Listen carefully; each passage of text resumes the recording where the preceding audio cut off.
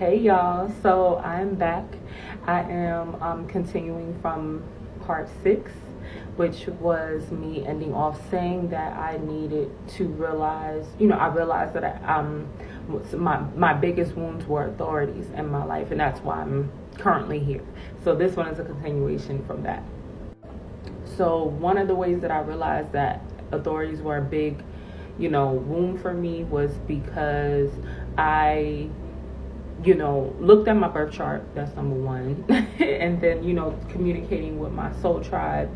The divine has a way of bringing people in your life that you need to learn from. And certain people obviously end up being lessons. But communicating with my soul tribe, that's another way I realized why trauma bonds we're not using trauma bonds the way that we're supposed to be using them. And what I mean by that is because, trauma bonds, we use trauma bonds as a way to connect with people that are, that understand us, that see us.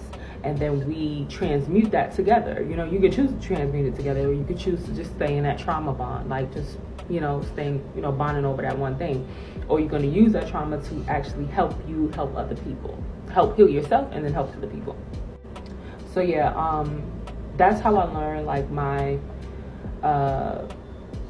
that I learned that I needed to heal from authorities by looking at my birth chart and communicating with my soul tribe about my birth chart and things like that.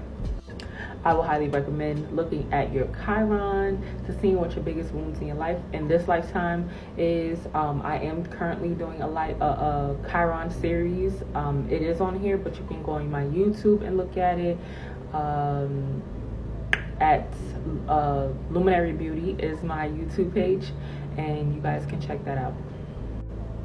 So according to my birth chart, the reason why I need to heal from the authorities in my lifetime, because they have a way of having, or used to having, power over me emotionally, mentally, controlling who I am, and it is blocking me from being my authentic self. Okay.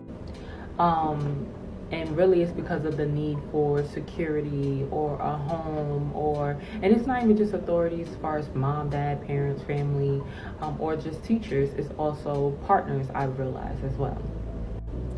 So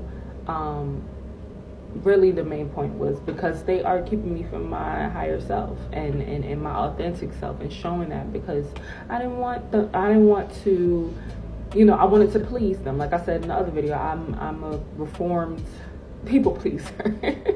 So I definitely just wanted to, as I grew older, I wanted to just be me.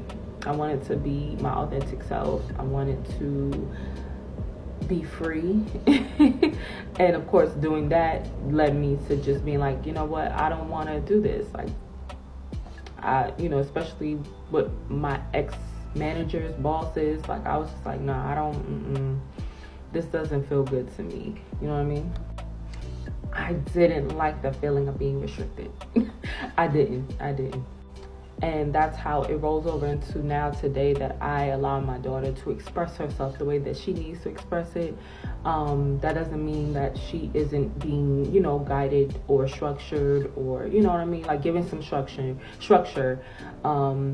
She definitely is, with respect and things like that. But I want her to be herself, because I learned also that the divine has given all of us a purpose. Not our parents, not the system. They give you, things that you need to, just view my other videos for that before this one. But yeah, I just want my daughter to be her. And just imagine what it would have been like if we weren't given an identity, or we weren't given limited choices. Like, we could just be whatever, and just follow what we love, and live and learn, and that you would literally be in alignment with who you are. So yeah. So that is why how I realized I needed to heal from the authorities in my life. And yeah.